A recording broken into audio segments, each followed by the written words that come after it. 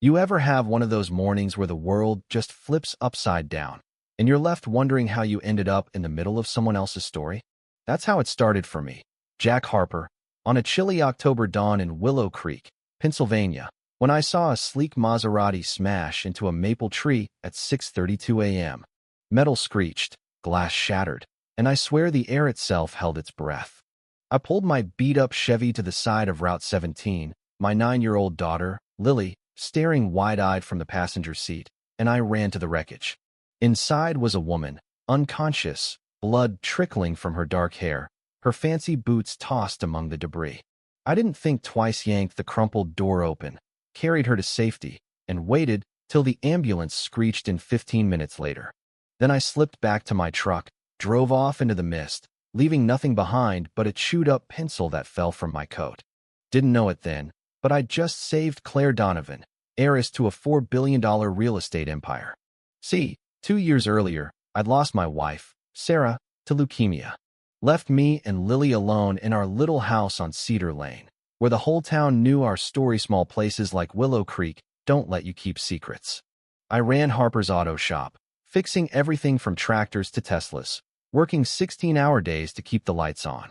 Lily, she'd sit in the corner after school, sketching with her mom's old pencil, drawing families' moms, dads, kids' things she missed, things I couldn't give her. That pencil, it was like Sarah's ghost, lingering in every stroke. Money was tight, school fees were looming, but I wasn't one for handouts, not from neighbors, not from the church. Pride, Sarah used to call it, with that soft smile of hers. So when Claire, or rather Emma Walsh, as she called herself, rolled into my shop one crisp fall morning in a rented Toyota, claiming a rattling engine, I didn't bat an eye.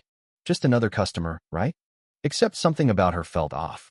She held herself like she was used to commanding rooms, not asking for oil changes, and the way she studied Lily's drawings on the wall like they were museum pieces made me pause.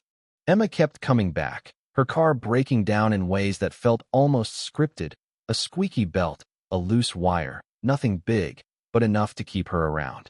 She'd chat with Lily, really listen, teaching her shading techniques, coaxing smiles I hadn't seen since Sarah.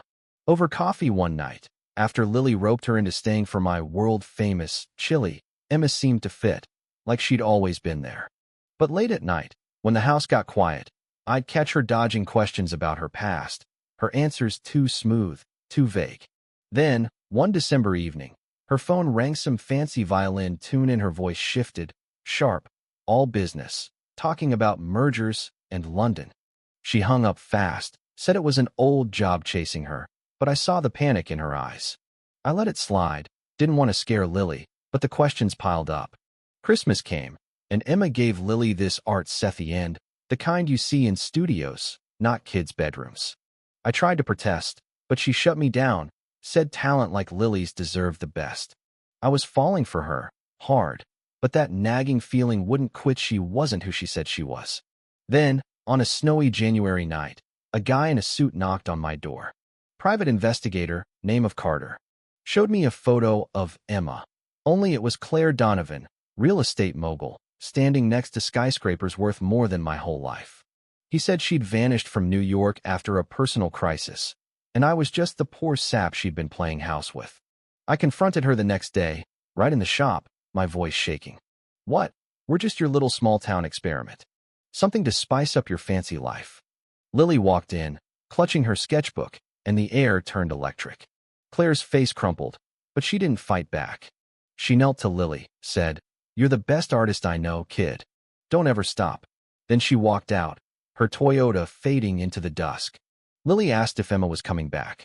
I shook my head, and she didn't cry, just drew a picture of us under a tree, with one figure half erased. 3 weeks later, I packed up, moved us to a new town, a fresh start. Got a job at a bigger garage, enrolled Lily in a school where nobody knew us. But then, in March, Lily collapsed in art class, heart defect. Doctors said, needed surgery we couldn't afford. I was drowning, pride be damned, when Claire walked into the hospital waiting room. No pretense, just herself. "How can I help?" she asked, and before I could argue, she'd set up a fund for Lily's surgery, no strings attached. She stayed through the recovery, bringing sketchbooks, stories, hope. We really talked about her suffocating life in New York, my fear of losing control. Lily, wise beyond her years, said running from people who care is just another lie. Now, Claire visits when she can, no more secrets. She's funding art programs in our new town, and Lily's drawings are turning heads. We're not a family, not just friends either, just us, choosing each other day by day. Last week, Lily showed me a new sketch, 3 figures under a tree, nobody erased. It's us, she said, the way we are. And you know, she's right. So what do you think? Was Claire wrong to lie, or was she just chasing something real? Drop a comment. Share your take. Have you ever had a moment where truth changed everything? Hit that like button if this hit home, and let's keep this conversation going.